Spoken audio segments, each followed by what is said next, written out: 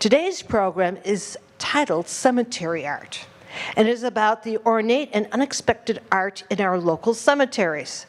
I am so pleased to introduce our speaker, Lee Conte, who is the co-chair of the Historical Society of Oak Park Riverfort's annual Tale of the Tombstones Cemetery Walk. Lee fell in love with our local history on the day she toured Pleasant Home.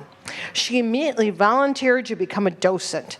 This progressed to her studying and photographing their costume collection, as well as recreating costumes for the local people she has portrayed as one of the reenactors. Lee currently works at the School of the Art Institute and the Wellness Center. Please welcome Lee Conte.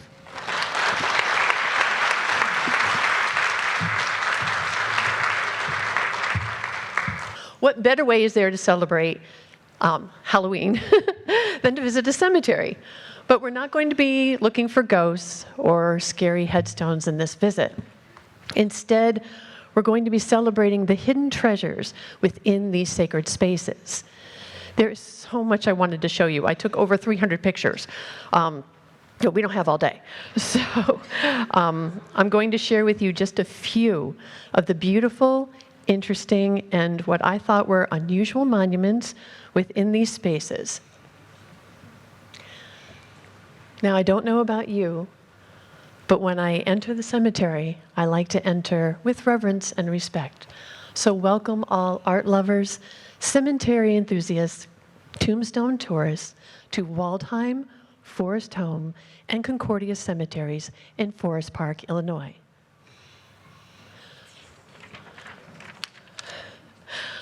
Yes, there's deer there. So we're going to walk quietly by the deer and hope they take no notice of us, because they usually look at us like, why are you here? So we'll try not to startle the birds as we walk by, and also not disturb the ever-watchful lions as we walk on this beautiful crisp autumn day through the grounds.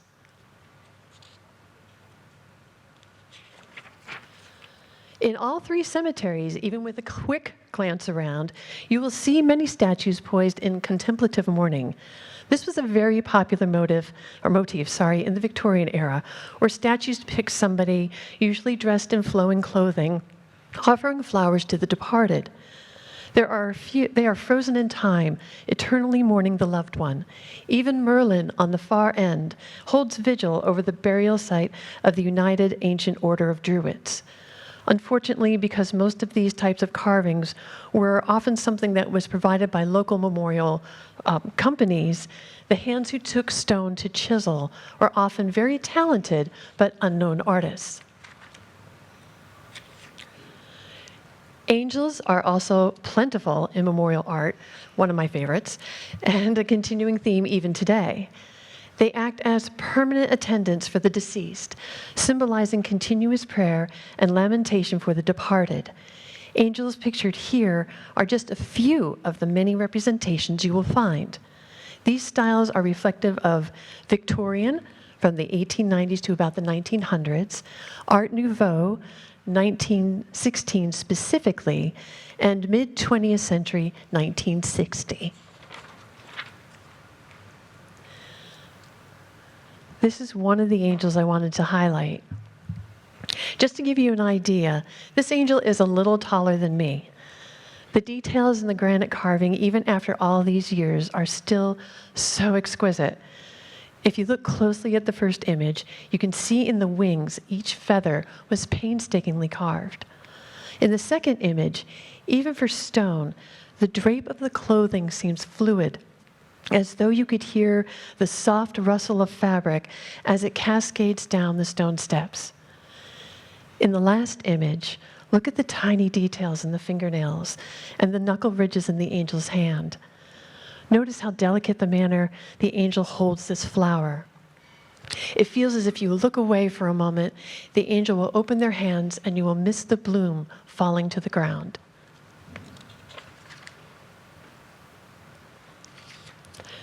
This is the second angel I wanted to share. You may notice this one has a slight blue hue to it. This type of monument is called a white bronze, but actually the metals used to make this are copper, tin, and zinc. These monuments were popular between 1874, but started to lose favor in the 1900s. The company who produced these, Monumental Bronze Company, was headquartered in Bridgeport, Connecticut, but the American Bronze Company was a Chicago affiliate. And many of the markers are, if you look at them, actually do have the Chicago affiliate name on them.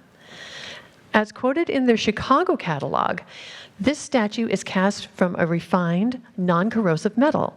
It does not absorb moisture. It is not affected by frost. It will not grow moss nor require cleaning. Awesome. Sorry. The image on this slide is from the 1882 catalog. If you could customize the monuments from anything and many of the designs they had available, at that time, just this angel cost $300, which would be about $9,000 in today's money. Now, I would be remiss if I didn't include this one. This is a memorial stone that was available through none other than Sears, Roebuck and Company. And it would cost about $800 today if you need to know that. Just like anything from Sears, it could be shipped. The Sears catalog was like the Amazon of its day. You could order clothing and tools, homes, and for several years, headstones. Per the sales catalog, Sears, Roebuck and Company employed master carvers and offered many different types of headstones for anyone's budget. I'm going to quote from the catalog the sales pitch because there's no way I could do it justice otherwise. Only the best granite and marble from Berry Mountains in Vermont was used. Each piece was inspected carefully before being cut and polished. The designs are done by the best artists money can hire, and the work executed in the best equipped granite and marble works in the world. Only the most skilled artisans are employed in the mills with the latest equipment, such as the most perfect automatic power revolving rubbing beds, preparing the stones for hand finishing, immense lathes for turning out round work, and most modern pneumatic tools guided by the hands, of the most highly skilled artisans in shaping, carving, design, tracing, and lettering. Yeah, I couldn't have done that. Okay. Now, these next images are details from what are commonly referred to as rustic monuments. They range in size from like small ones that are like 3 little logs stacked on top of each other to tree trunks anywhere from 3 to at least 7 feet tall. These markers were for members of the Woodmen of the World. The organization's purpose was to protect families through a life insurance plan and to provide grave markers for its members. From the late 1900s to the mid-1920s, a member would purchase a $100 rider to cover the cost of this monument.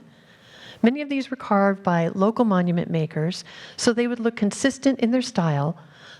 Some I've seen in marble or granite, but most recognizable and most common are the ones that were carved in limestone, as it was easier to carve, especially the little details that are ever present in these markers. The Woodstone, the Woodman of the World motto was "Dum tacet clamat," though silent he speaks. And this seems to be communicated through the symbolism on these monuments. So these pictures are just a few examples of some of the symbolism here. The tulips represent eternal life or rebirth. The grapes represent the blood of Christ. A lily for innocence, and if you look closely, it's the bottom image right here. It's in a pot, which I thought was fabulous. On the other side, there's a squirrel. It's hanging upside down, but it represents spiritual striving and gathering. Next to that is ivy for friendship and immortality, and a dove, which symbolizes resurrection. Unfortunately, in the 1920s, the Woodmen of the World discontinued this benefit due to the increased cost of the stones.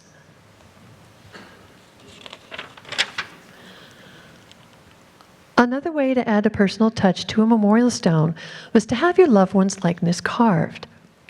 Here are some outstanding busts that I found, done by memorial artists. Not only do they capture the expressive faces, but they give a hint as to the style of the clothing as well. These images were carved in granite and limestone and marble. So if you had enough money, you could have your image carved into stone, but you could also arrange to spend eternity gazing into the eyes of your beloved.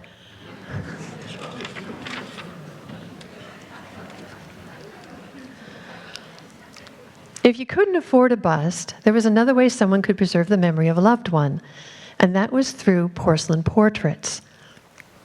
In 1852, two French photographers, Boulot and Catin, patented a process to adhere photographic images to porcelain or enamel by firing it in a kiln. The original ceramic pictures were done in black and white and mounted on gravestones. This changed in 1893 when Joseph Albert Dedeaux established his own patents and company in none other than Oak Park, Illinois. He produced a vast number of porcelain memorials, which are throughout all cemeteries that I visited. Dedeaux was so successful that his products were given the new name Dedeaux. They quickly became one of the most popular companies that manufactured ceramic tombstone pictures. The original portraits were hand-painted, but over time, the finer aspects of the art developed, and the addition of chromatic tints and color to the photographer, a manual editing of images also to improve the overall appearance. I love this portrait. This is one of my favorites, and I love the way it's framed. Unfortunately, in 2004, after more than a century of business, Dedeaux was sold to a Canadian company, PSM, although happily, they still produce the Dedeaux Classic. This image shows a Dedeaux jade crest, which was a decorative frame that surrounded the porcelain portraits. This one is surrounded by oak leaves, which symbolize strength, endurance, and eternity. This particular jade crest likely had a cover at some point to offer some protection to the image, but you can still see the basic design as depicted in the patent illustration invented by Dedeaux himself, or Dedeaux, sorry. And if you didn't want your portrait on your memorial, you could have symbols of your occupation or trade. Here are just a few that I thought were interesting. One from the United Metal Workers Council. The one underneath that from a Chicago officer from the Traffic Division, and that was from 1934. A soldier from World War I, and a music instructor. The two further images are tools of the trade, the first one being a wood turner who worked with pianos and furniture. If you look at the image, there are two chisels that are crossed over calipers, and the round sphere that the calipers are holding is basically a detailed precision of the crafter's skill. So you could see that he was really good at what he did. Below that are the tools for a cooper or a barrel maker. And if you look closely, you can see the tools are actually on the barrel. This is another one of the rustic monuments that I was talking about earlier. The hammer is one of the tools, the hoop driver, which is like a little chisel, and a backing knife, which is the knife in the middle with the two handles, which was used to shape the outside of the barrel staves convex.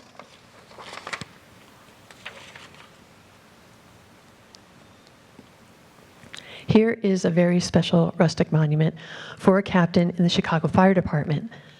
The top of the monument was carved with the fireman's helmet in the style that was of that day, and then draped in mourning fabric. So it's carved to look like it's being draped in mourning fabric, which was also a popular theme in the Victorian era. Oftentimes, if you go into a cemetery, you'll see obelisks or urns that are carved to look like they're partially draped in fabric. This captain joined the department in 1871, just a few months before the devastating Chicago fire. He was listed as a pipeman. I had to look it up. I didn't know what a pipeman was. But basically, they're the ones who handle the hose, and they're the ones who go in to extinguish the fire. Now, he died in his 50s in December of 1903, just barely 2 weeks, before the tragic Iroquois Theater fire, which was December 30th, 1903. Okay, I love these. I practically tripped over myself when I saw these. The top memorial was for a locomotive engineer who, according to the 1910 census, likely worked on the Chicago Northwestern Line, or the CNW. If you look closely, you can see the number 658 on the tender, which is the little car behind which held wood or coal to feed the engine. This type of train is called a 440, meaning it had 4 little wheels in the front, 4 mid wheels, and 0 wheels behind. And it was in use from the late 1840s to about the 1890s. Now, if you've ever seen the Buster Keaton movie, the silent film, The General, this is the type of train that was used in that production. The lower train is also referred to as a 10-wheeler, as it has 4 wheels in the front, 6 in the middle, and 0 in the back. And this is another example of a rustic monument. Also, this grave marks a man who was also an engineer.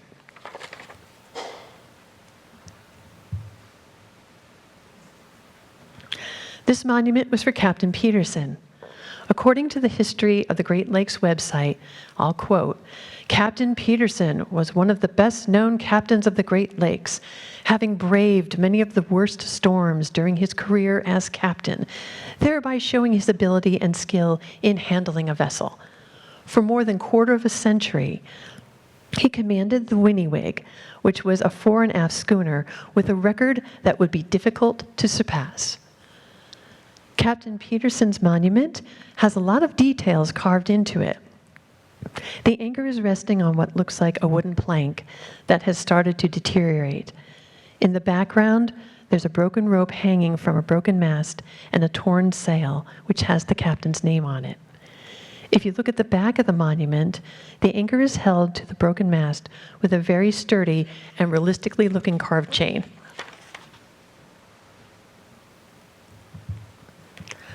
Now let's talk about some of the more artistic-inspired monuments.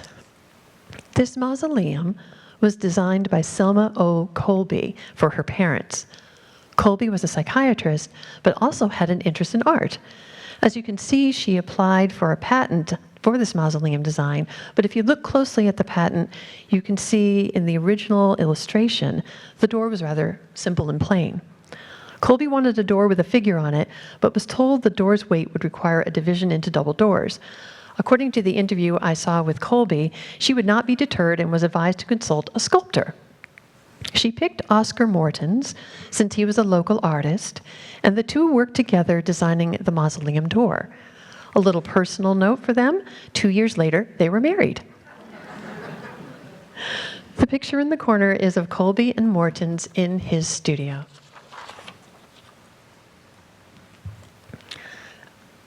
I really, really like Celtic cross design, so of course this had to be in here. This monument was carved by Charles G. Blakely and Company.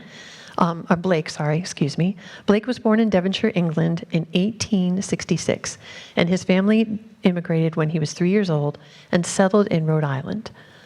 Blake studied at the Cowles Art School in Boston and our own Art Institute of Chicago in 1892. He returned to Rhode Island to work for a granite company designing funerary monuments.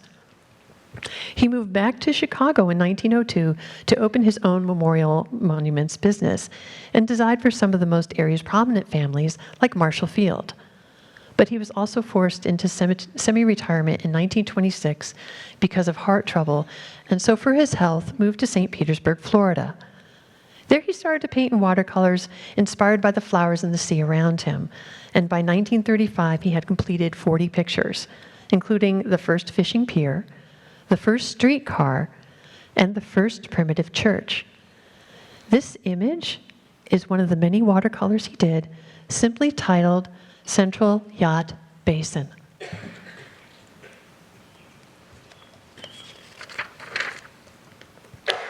I mentioned I like Celtic crosses, so this next monument was designed by someone most of you will be familiar with. That is none other than Louis Convert Tiffany. Although he's best known for his glasswork, he also designed jewelry and pottery and was one of the influential artists during the Art Nouveau period. Tiffany was also one of the first American designers to gain acclaim abroad and have his work distributed across Europe. Tiffany designed many grand-scale windows, including those for places of worship. The Hartwell Memorial window being one which has been recently acquired by the Art Institute of Chicago. Now, what is commonly not known is that Tiffany had a monument company, Tiffany Memorial Tablets, and during its existence, they created over 750 intricately carved monuments.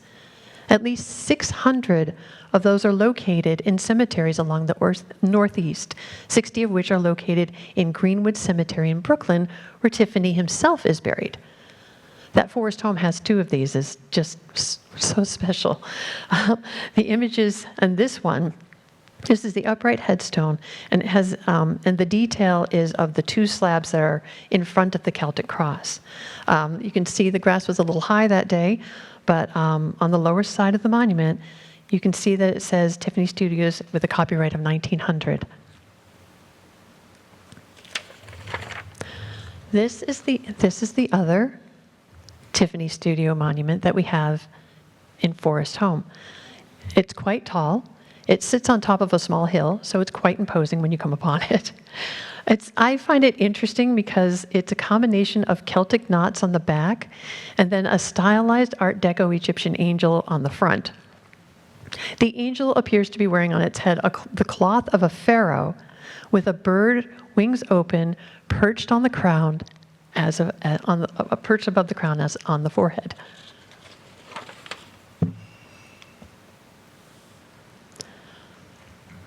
Now, these are mausoleum doors, obviously, but I want to show you some really beautiful hidden treasures.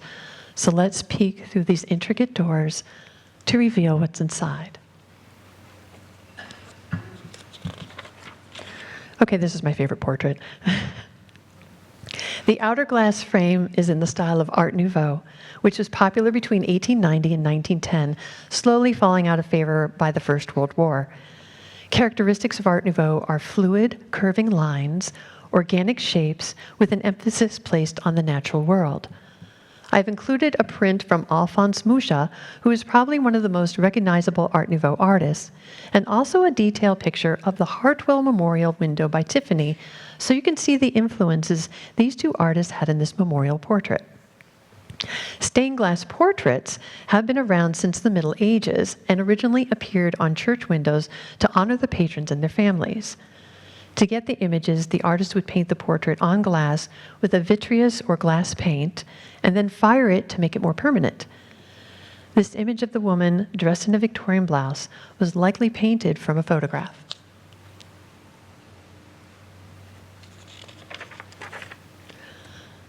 This image is known as the Binding of Isaac. The stained glass was based on the painting, which is in the middle, by Otto Adolf Stemmler, which was painted in 1927. Stemmler was born in Cincinnati, Ohio in 1872. He attended the Cincinnati Art Academy and for some years worked as a freelance painter, lithographer, and illustrator. He was hired by the Standard Publishing Company in Cincinnati in 1906 and converted engravings by famous artists such as those by Plockhorst and Hoffman, who I'll mention in a moment. He converted them into full-color illustrations. He also created many of his own illustrations using the Bible as his inspiration.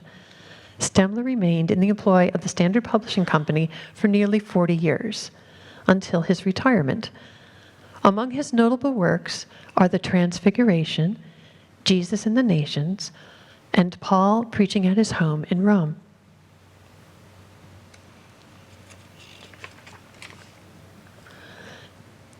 I mentioned Hoffman.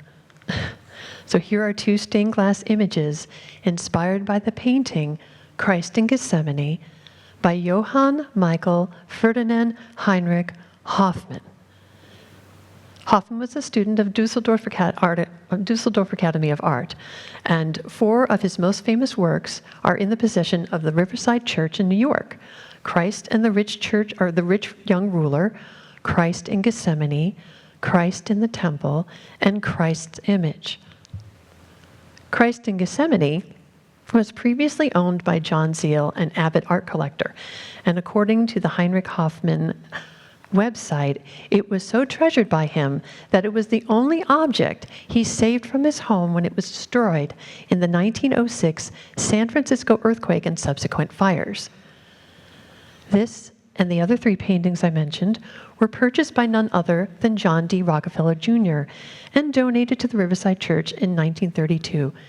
Rockefeller felt these pictures were too beautiful to be in a private collection, which is why he donated them. And they are still displayed throughout the building. According to the Riverside Church website, the painting Christ in Gethsemane is, without much doubt, one of the most copied paintings in the world. So let's turn our eyes back into the cemetery for a moment. This statue is depicting Saint Anne teaching the Virgin, and was a very popular theme for artists in painting and sculptors in the 14th century. Like so many religious paintings, there are many variations of this pose. Some have Mary sitting, some have her standing, some have her as a young child or a young woman. In this monument, Saint Anne is holding the Bible and tenderly reaching toward Mary, who's resting her head on her mother's knee. The painting included here is just one example of the many variations. Interestingly, the painting is part of the Yale University Art Gallery collection. The painting itself was donated to the museum in 1925 and was considered to be a work of art by an unknown Spanish artist. It was very damaged, so the painting was placed in storage and not looked at again until 2005. Now, the painting was restored, and through careful study, it seems to have been painted by Diego Velázquez around 1617. But, of course, there's still some debate about that in the art world.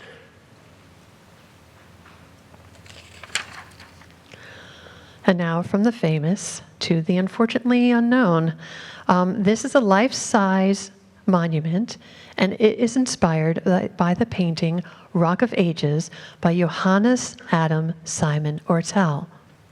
And this was painted in 1868. Ortel was born in Germany in 1823 and came to the United States in 1848. During the Civil War, Ortel accompanied General Burnside for several months in 1862 as an artist and illustrator. After the war, Ortel became an Episcopal clergyman and spent his remaining years painting Christian art, which he presented to churches in Glen Cove, New York City, Washington, D.C., and North Carolina, just to name a few. According to the biography entitled, it's a long title, A Vision Realized, a life story of Reverend J.A. Ortel, artist, priest, missionary, copyright 1917 by John Frederick Ortel. And I quote from the book, "The artist's name has not followed this work. It has been copied in every possible way, produced in every process, given away as premiums on purchase of soap or cheap magazines. It has been used by churches to illustrate their pamphlets and circulars, stamped on medals, sold as picture postals for a penny. Yet rarely, if ever, in all these various publications, has the name of the artist been mentioned. It has been described as the greatest religious picture, the most popular American painting, etc. But through all this is never seen the statement, painted by Ortel. And though the copy sold by his publisher bore his name, yet few there are of the millions who know and love it can tell whence it came."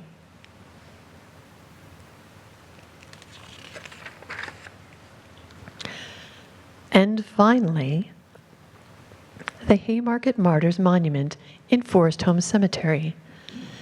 Anyone who has been on the Oak Park River Forest Historical Society's Tale of the Tombstones will recognize this powerful sculpture by Albert Weinert.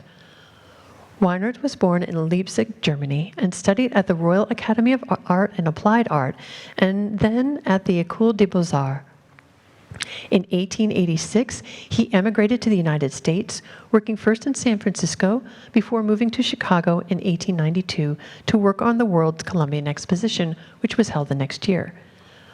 Weinert was commissioned by the Pioneer Aid and Support Association, which formed to help support for families of the Haymarket accused. If you're not familiar with the Haymarket story, I'll give you a very brief history. On May 4th, 1886, workers gathered for a peaceful demonstration to protest the previous day's police brutality at the McCormick Reaper plant, during which several strikers and strike bearers were injured and one person was killed. A bomb was thrown at the police as they tried to disperse the crowd, killing 7 officers. To this day, no one knows who threw the bomb.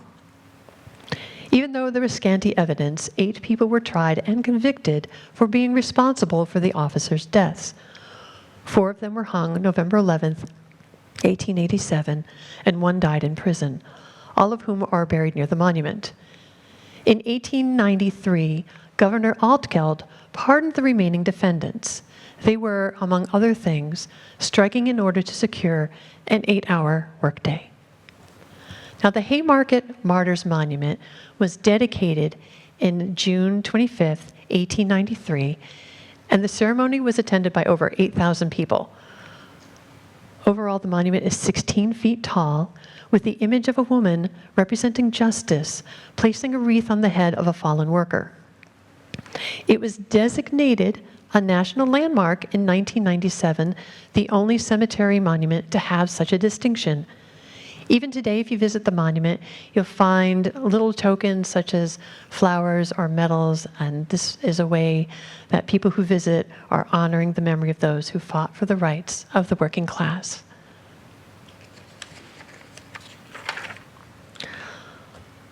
While we look on these markers with reverence, we can also appreciate the artistry in each memorial. The artists, known and unknown, have filled the world with beauty, and their talent and creative expression allows us to connect with the past and feel a little closer to those who were here before us. In conclusion, I want to thank Waldheim, Forest Home, and Concordia Cemeteries for allowing me to visit and photograph these sacred spaces. A special thanks to Rabbi Daniel Kurzane of the Oak Park Temple for his invaluable assistance and inspiration. David Wilson for his encyclopedic knowledge of beautiful old trains. And finally, the 19th Century Club for kindly hosting me today. Thank you.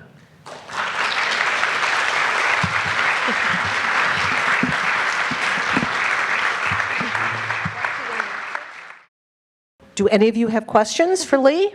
Well, I have one for you. Out of the 3 that you talked about, Concordia, Waldheim, and Forest Home, which one is your favorite and why?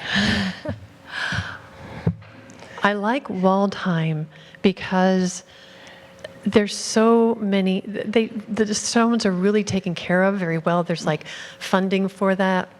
And there's so many portraits, there's so much artistry there, and it feels like an old cemetery. It's like the ground's uneven, and there's deer there, and I just like the way it feels. It just feels like you've stumbled into something that nobody else knows about, and that's why I like it.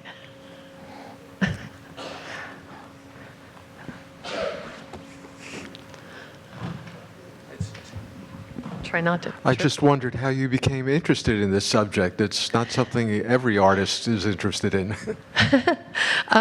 Someone said, "Hey, would you like to do art in the cemetery?" And I said, "Sure." So that's kind of how that happened. Actually, because I do a lot of volunteer work at the Historical Society in Oak Park and River Forest, and because I do a lot of work on the tale of the Tombstones, I think that's how I got interested in it. I've been writing the guidebook for the tours for the last few years, and doing all the research for the guidebooks, I think kind of gave me a little bit of inspiration toward this. Thank you for asking. Since these are extremely important works of art, and Back here. Oh, thank you. and you can only be buried for so long before you unfortunately have to be dug up. Are there any plans in these cemeteries for what is going to happen to this artwork in the future? That I don't know. That would be something that the cemeteries would be able to address, but I don't have any knowledge of that, unfortunately.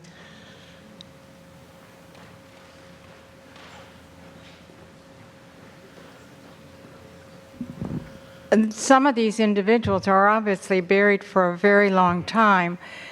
Are the cemeteries doing anything to keep those graves preserved? I understand there's a chemical process that you can have put on the tombstones, and then they have to come back at a different time, if need be, to continue enhancing that particular stone.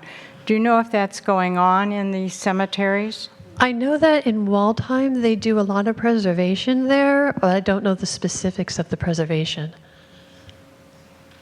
Thank you very much, Lee. I want to say that the images that are in this presentation I personally took. Whenever possible, I tried to cut out any of the names of the people that were in the memorials that I was taking pictures of, but unfortunately, in some instances, it was not possible. So I'm hoping, since it was over 100 years ago, that they'll forgive me. Also, any other images that are included in this presentation are either used with permission or part of public domain.